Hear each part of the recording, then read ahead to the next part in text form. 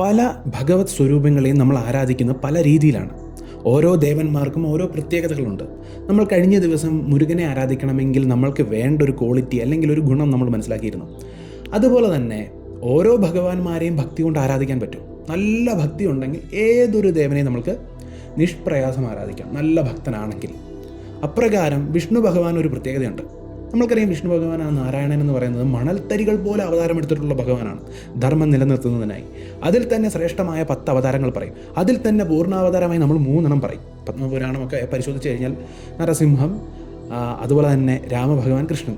നരസിംഹസ്വാമിയും രാമഭഗവാനും കൃഷ്ണഭഗവാനും പൂർണ്ണാവതാരമാണെന്ന് പറയും. പിന്നെ അംശാവതാരങ്ങൾ വരുന്നുണ്ട്.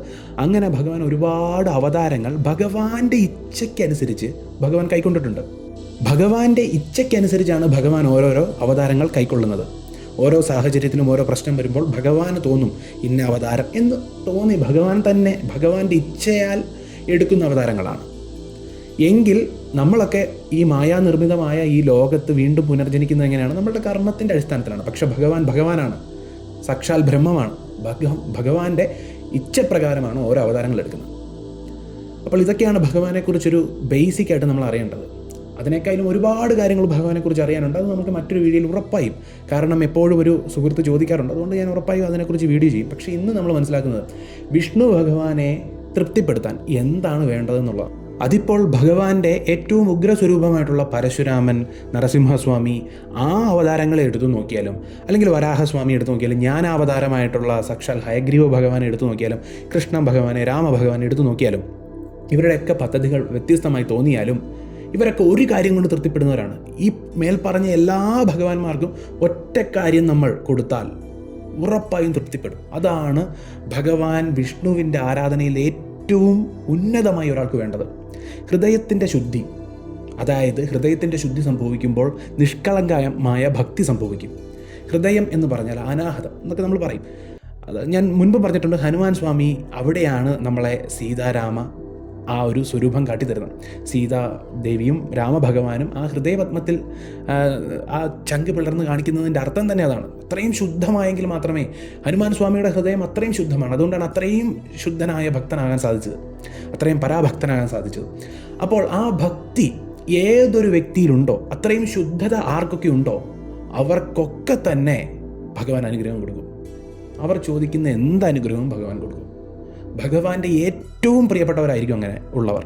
അതായത് അത്രയ്ക്കും ശുദ്ധത സംഭവിക്കണമെങ്കിൽ ഒരു ജീവിക്ക് പോലും ഒരു ദോഷവും വരുത്തരുത് എന്നുള്ള ചിന്ത നമ്മൾക്കുണ്ടാവും. ഒരു മിണ്ടാപ്രാണിക്ക്, ഒരു ചെറിയ ജീവിക്ക് പോലും ഒരാപത്തും വരുത്തരുതെന്നുള്ള ചിന്തയുള്ള ഒരാൾക്ക് മാത്രമേ നല്ല വിഷ്ണു ഭക്തനാകാൻ സാധിക്കുകയുള്ളൂ. അല്ലെങ്കിൽ നാരായണൻ്റെ ഏറ്റവും ഉത്തമനായ ഭക്തനാകണമെങ്കിൽ ഒരു മനുഷ്യനും, എന്തിനേറെ പറയുന്നു, ഞാൻ മുൻപ് പറഞ്ഞതുപോലെ ഒരു ജീവിക്ക് പോലും, ഒരു പ്രാണിക്ക് പോലും ഒരാപത്ത് വരുത്തരുത് എന്നുള്ള മനസ്ഥിതിയിലേക്ക് എത്തണം. എങ്കിൽ മാത്രമേ പൂർണ്ണ ഭക്തനാകുള്ളൂ. അല്ലെങ്കിൽ ആ ഭക്തൻ്റെ തൂയ്മ സംഭവിച്ചിട്ടുള്ളൂ, അല്ലെങ്കിൽ അത്രയും ശുദ്ധമായി എന്ന് പറയാൻ സാധിക്കുകയുള്ളൂ. ശുദ്ധമായ ഒരാൾ മാത്രമേ വിഷ്ണു ഭഗവാനെ വിളിക്കാൻ സാധിക്കുകയുള്ളൂ. അങ്ങനെ ശുദ്ധമായ ഒരാൾക്ക് മാത്രമേ പ്രപത്തി സംഭവിക്കുകയുള്ളൂ, ആ പൂർണ്ണമായ സമർപ്പണം സംഭവിക്കുകയുള്ളൂ. അത് സംഭവിക്കണമെങ്കിൽ ഭക്തി ഉണ്ടാകണം. ഭക്തി ഒരു ഭക്തനിൽ ഉണ്ടാകാൻ വേണ്ടിയാണ് ശ്രവണം, കീർത്തനം, സ്മരണം, പാദസേവനം ഇതൊക്കെ പറയുന്നത്. നവവിധ ഭക്തിയിൽ ഒരുപാട് കാര്യം പറഞ്ഞ അവസാനം നമ്മൾ പറയും ആത്മനിവേദനം. ആ നിവേദനം ഉണ്ടാകണമെങ്കിൽ ഭക്തി ഉണ്ടാകണം. അപ്പോൾ ആ അവസ്ഥയിലേക്ക് എത്താനുള്ളൊരു ടൂള് മാത്രമാണ് ഈ മേൽപ്പറഞ്ഞ സ്മരണം, കീർത്തനം. അതൊക്കെ ഒരു ടൂള് മാത്രമാണ്. അതായത് ഒരു ഭക്തന് ഭക്തി ഉണ്ടാകണമെങ്കിൽ, യഥാർത്ഥ ഭക്തി ഉണ്ടാകണമെങ്കിൽ, യഥാർത്ഥ ഭക്തിയുള്ള ഒരു ഭക്തൻ ഒരു തവണ ഭഗവാനെ എന്ന് നാമം വിളിച്ചാൽ പോലും, രാമ, കൃഷ്ണ, ഏത് നാമമാണോ ആ നാമം ഒരു തവണ മനസ്സിൽ സ്മരിച്ചാൽ പോലും ഭഗവാൻ എന്തനുഗ്രഹവും കൊടുക്കും. വിഷ്ണു ഭഗവാന്റെ ഒരു ഏറ്റവും വലിയ പ്രത്യേകതയായിട്ട് നമ്മൾക്ക് കണക്കാക്കാവുന്ന ഒരു കാര്യം, ഏതൊരു ഭക്തരെ എടുത്തു നോക്കിയുള്ളൂ, ഭഗവാന്റെ ഏതൊരു ഭക്തരെ എടുത്തു നോക്കിയുള്ളൂ, ആ ഭക്തരൊന്നും വലിയ തപസ്സൊന്നും ചെയ്തിട്ടില്ല, നാമം ജപിച്ചിട്ടേ ഉള്ളൂ. അതിപ്പോൾ വിട്ടല എന്ന് ജപിച്ച് നമുക്കറിയാം തുക്കാറാംജി ആയിക്കൊള്ളട്ടെ, കൃഷ്ണ കൃഷ്ണ എന്ന് ജപിക്കുന്ന നമുക്ക് മീരാഭായി ആയിക്കൊള്ളട്ടെ, അല്ലെങ്കിൽ എന്തിനേറെ പറയുന്നു ശൈവ സിദ്ധ പാരമ്പര്യത്തിൽ തന്നെ ശിവവാക്യർ എന്ന സിദ്ധൻ്റെ ഒരു കൃതിയിൽ പറയുന്നുണ്ട് രാമ എന്നുള്ള നാമത്തിൻ്റെ മഹത്വം. രാമനാമം ഒരു ശൈവസിദ്ധൻ പോലും ജപിച്ചിരുന്നു. അപ്പോൾ ആ രാമനാമത്തിന് വേറെ ചില പ്രത്യേകതകളുണ്ട് ശ്വാസഗതിയായിട്ട് ബന്ധപ്പെട്ട. അതിനപ്പുറം ആ നാമം സ്മരണയിലൂടെ എന്തൊക്കെ ലഭിക്കുമെന്നുള്ളത് ഈ ഗുരുക്കന്മാരെല്ലാം തന്നു. പ്രത്യേകിച്ച് വൈഷ്ണവമായിട്ടുള്ള ഗുരുക്കന്മാർ നാമസ്മരണയെ അത്രയും വലിയ കാര്യമായിട്ടാണ് പറയുന്നത്. അപ്പോൾ ഈ നാമസ്മരണ ആയിക്കൊള്ളട്ടെ, സ്മരണം, കീർത്തനം ഏതുമായിക്കൊള്ളട്ടെ, ഈ നവവിധ ഭക്തിയിലെ എന്തുമായിക്കൊള്ളട്ടെ, പ്രത്യേകിച്ച് എടുത്തു പറയുന്നു നാമസ്മരണ. ഈ നാമസ്മരണയെക്കുറിച്ച് ഗുരുക്കന്മാർ പറയാതെ പോയിട്ടില്ല. എല്ലാ വൈഷ്ണവ ഗുരുക്കന്മാരും നാമസ്മരണയിലൂടെ ഉന്നതി പ്രാപിച്ച ഗുരുക്കന്മാരാണ്. അതിനൊക്കെ ഒരു പ്രത്യേകതയുണ്ട്. ഇതെല്ലാം ഹൃദയത്തിൻ്റെ കളിയാണ്, ഇതെല്ലാം ഹൃദയവുമായി ബന്ധപ്പെട്ടതാണ്, ഹൃദയ ശുദ്ധീകരണത്തിൻ്റെയാണ് നാമസ്മരണ എന്ന് പറയുന്നത്. അപ്പോൾ ഇതൊക്കെ എന്തിനു പറഞ്ഞിട്ട് പോയി? ഭക്തി ഉണ്ടാകാനാണ്. അവിടെ നമ്മൾ മനസ്സിലാക്കേണ്ട ഒരു കാര്യമുണ്ട്. നമ്മൾ എത്ര സ്തോത്രം ജപിച്ചു, എത്ര നാമം ജപിച്ചു, എത്ര കീർത്തനം കേട്ടു, ഭഗവാന്റെ എത്ര കഥകൾ കേട്ടു, എന്നിട്ടും നമ്മൾക്ക് ഭക്തി ഉണ്ടായില്ലെങ്കിൽ എന്തിനാണ് കഥകൾ കേൾക്കുന്നത്?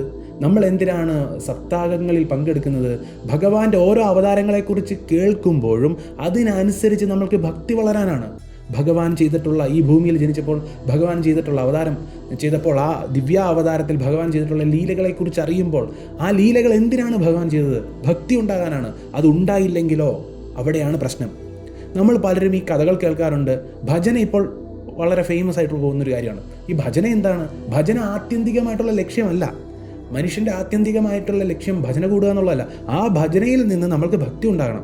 അതിനുശേഷം പിന്നെ എല്ലാം ഒറ്റയ്ക്കുള്ള കാര്യമാണ്. ആദ്യം ഇവരിൽ നിന്നെല്ലാം സപ്പോർട്ട് എടുക്കണം.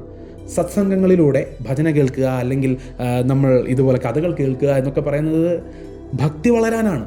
വളർന്നു കഴിഞ്ഞാൽ പിന്നെ നമ്മളും ഭഗവാനും മാത്രമുള്ളൊരു ഘട്ടമാണ്. അവിടെ പിന്നെ ഇതിൻ്റെ ഒന്നും ആവശ്യമില്ല.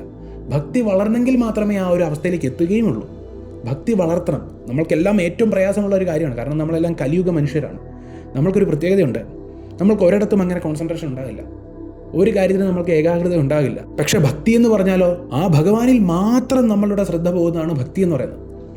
ആ ഭക്തി നമ്മൾക്ക് നിർബന്ധിച്ചുണ്ടാക്കാൻ പറ്റില്ല. കുറച്ച് ക്ഷേത്രത്തിൽ പോയാലോ അല്ലെങ്കിൽ നമ്മൾ കുറച്ച് പണം കൊടുത്താലോ ഒന്നും കിട്ടുന്ന കാര്യമല്ലത്. ഭക്തി ഉണ്ടാകണമെങ്കിൽ ഹൃദയം ശുദ്ധീകരിക്കപ്പെടണം. അത് ഓരോ മനുഷ്യൻ്റെയും ചിന്തയും പ്രവർത്തിക്കും അനുസരിച്ച് മാത്രമേ ഭക്തി വളരുകയുള്ളൂ. അതായത് എത്രത്തോളം നമ്മൾക്ക് കരുണയുണ്ട്, മറ്റു മനുഷ്യരോട് നമ്മൾക്ക് എത്ര സഹകരണമുണ്ട്, സ്നേഹമുണ്ട്, അതിനനുസരിച്ച് മാത്രം. കരുണയുണ്ടോ മൃഗങ്ങളോട്, പക്ഷികളോട്, അതിനോടൊക്കെ നമുക്ക് കരുണയുണ്ടെങ്കിൽ അതിനനുസരിച്ച് ഭക്തി വളരുന്നു എന്ന് പറയാം. ഭഗവാന്റെ സൃഷ്ടിയെ ഒന്നും നമുക്ക് ഹനിക്കാൻ തോന്നാത്ത അവസ്ഥയാണ് ഭക്തി. ഈ ഒരു അവസ്ഥ നമ്മൾ പ്രാപിക്കാതെ, അല്ലെങ്കിൽ കരുണയുണ്ടാകാതെ നമ്മൾ എന്ത് ചെയ്തിട്ടും കാര്യമില്ല. കരുണയുണ്ട്, ഭക്തി ഉണ്ടെങ്കിൽ, ഭഗവാൻ നാരായണൻ്റെ ഭക്തനാണെങ്കിൽ ഒരു തവണ ഭഗവാനെ വിളിച്ചാലും കേൾക്കും. ആ ഭക്തി വളരാൻ നമ്മളെ സഹായിക്കുന്ന കാര്യം എന്താണ്? ഹൃദയം ശുദ്ധീകരിക്കപ്പെടാൻ നമ്മളെ സഹായിക്കുന്ന കാര്യം എന്താണ്? അത് ഈ ഭജന അല്ലെങ്കിൽ ഭഗവാന്റെ കഥകൾ കേൾക്കുക. ഏറ്റവും പ്രധാനപ്പെട്ടത് നാമസ്മരണയാണ്. നാമം ജപിക്കുക. ഒരു ദിവസം ഒരു 10 മിനിറ്റ് ജപിച്ചാലും മതി. നമ്മൾ ശുദ്ധിയോടുകൂടിയാണ്, ശുദ്ധി എന്നിവിടെ ഉദ്ദേശിക്കുന്ന അത്രയും ഭഗവാനോടുള്ള സ്നേഹത്തോടു കൂടി, ശുദ്ധമായ സ്നേഹത്തോടു കൂടി 5 മിനിറ്റോ 10 മിനിറ്റോ ജപിച്ചാൽ പോലും അത് ഏറ്റവും വലിയ കാര്യമാണ്. അങ്ങനെ 10 മിനിറ്റ് ജപിച്ച് 1 വർഷം 2 വർഷമൊക്കെ ആകുമ്പോൾ നമ്മൾ പോലും അറിയാത്തൊരവസ്ഥയിലേക്ക് നമ്മൾ എത്തും. തീർച്ചയായും എത്തും. അതാണ് നാമസ്മരണയും ഭഗവാൻ വിഷ്ണു ഭഗവാനും, ഏതൊരു ഭഗവാനും നാമസ്മരണ വലിയ കാര്യം തന്നെയാണ്. നമുക്ക് ശിവശിവ എൻകിലാർ തീവിനയാൾവാർ എന്ന് പറഞ്ഞ് തിരുമൂലർ പറഞ്ഞ കാര്യം നമുക്കറിയാം. ശിവശിവ എന്ന നാമം ജപിച്ചാൽ മതി. അല്ലെങ്കിൽ കാളീദേവിയുടെ നാമം സ്മരിക്കുന്നതിനെ കുറിച്ചറിയാം. എങ്കിലും നമ്മൾ നാരായണൻ്റെ കാര്യം പറയുമ്പോൾ ഏറ്റവും പ്രധാനമായും നമ്മൾ ശ്രദ്ധ കൊടുക്കേണ്ടത്, സ്ഥാനം കൊടുക്കേണ്ടത് നാമത്തിനും കീർത്തനത്തിനും ഒക്കെയാണ്, പ്രത്യേകിച്ച് കലിയുഗത്തിൽ. അതുകൊണ്ടാണല്ലോ വ്യാസഭഗവാൻ പോലും എല്ലാ ഗ്രന്ഥങ്ങളും ചിട്ടപ്പെടുത്തിയിട്ടും അവസാനം ആ ഭാഗവത പുരാണം എഴുതിയപ്പോഴാണ് തൃപ്തിയായത്. അതെന്തുകൊണ്ടാണ്? ഭഗവാന്റെ ആ കഥകളിലൂടെ കലിയുഗ മനുഷ്യർ മുന്നോട്ട് പോകണം. അതുമാത്രമേ ഉള്ളൂ ഒരു മാർഗം. കലിയുഗ മനുഷ്യർക്ക് ഒരു മാർഗമേ ഉള്ളൂ, അത് ഭഗവാന്റെ സേവ ചെയ്ത് മുന്നോട്ട് പോകുക എന്നുള്ളതാണ്. അതുകൊണ്ട് വിഷ്ണു ഭഗവാനെ തൃപ്തിപ്പെടുത്താൻ ഭക്തിയാണ് വേണ്ടത്. ഭക്തിയിലേക്ക് നമ്മൾ എത്താൻ നമ്മൾ ഇതുപോലെ പല പാദസേവനം ചെയ്യണം, കീർത്തനം, സ്മരണം, പാദസേവനം, അവസാനം ആ ആത്മനിവേദനം. ഭഗവാന് നമ്മൾക്ക് കൊടുക്കാൻ പറ്റുന്ന ഏറ്റവും വലിയ കാര്യം എന്താണ്? നമ്മൾ പലപ്പോഴും കൃഷ്ണന് പലതും കൊടുക്കാറുണ്ട്. വലിയ തരത്തിലുള്ള വില കൂടിയ അലങ്കാരങ്ങളും പല കാര്യങ്ങളും നമ്മൾ ചെയ്യാറുണ്ട്. ഭഗവാനെ അലങ്കരിക്കാറുണ്ട്. നമ്മളവർക്ക് ഇതൊക്കെ കൊടുക്കുന്നതാണ് ഭഗവാൻ ഏറ്റവും വലിയ കാര്യം. വിഷ്ണു ഭഗവാനായിക്കൊള്ളട്ടെ, രാമഭഗവാനായിക്കൊള്ളട്ടെ, മഹാവിഷ്ണു ഭഗവാന്റെ ഏത് രൂപമായിക്കൊള്ളട്ടെ, അല്ലെങ്കിൽ കാളീദേവി ആയിക്കൊള്ളട്ടെ, ഏത് ദേവനോ ദേവി ആയിക്കൊള്ളട്ടെ, നമ്മളോർക്കും നമ്മൾ ഈ കൊടുക്കുന്നതാണ് ഏറ്റവും വലിയ കാര്യം. നമ്മളൊരു കാര്യം ശ്രദ്ധിച്ചാൽ മനസ്സിലാവും. ഭഗവാൻ വിഷ്ണു ഭഗവാൻ നേരിട്ട് വന്ന് അനുഗ്രഹിച്ചിട്ടുള്ള പല ഭക്തരും ദാരിദ്ര്യാവസ്ഥയിലുള്ളവരായിരുന്നു. വളരെയധികം ദാരിദ്ര്യം അനുഭവിച്ചവരാണ്. എന്തിനേറെ പറയുന്നു, രാഘവേന്ദ്ര സ്വാമിക്ക് തിരി പോലും തെളിയിക്കാനുള്ള അവസ്ഥയില്ലായിരുന്നു എന്നാണ് പറയുന്നത്. പ്രഹ്ലാദൻ്റെ കലിയുഗ അവതാരമായിട്ടുള്ള രാഘവേന്ദ്ര സ്വാമിക്ക് ഒരു തിരി പോലും തെളിയിക്കാനുള്ള അവസ്ഥയില്ലായിരുന്നു. അപ്പോൾ ഒന്ന് ആലോചിച്ച് നോക്കി, നമ്മൾ ഈ കാണുന്ന മഹാന്മാർക്കൊക്കെ അത്രയും പരിതാപകരമായിട്ടുള്ള അവസ്ഥയുണ്ടായിട്ട് പോലും അവർ കാട്ടിത്തന്നു.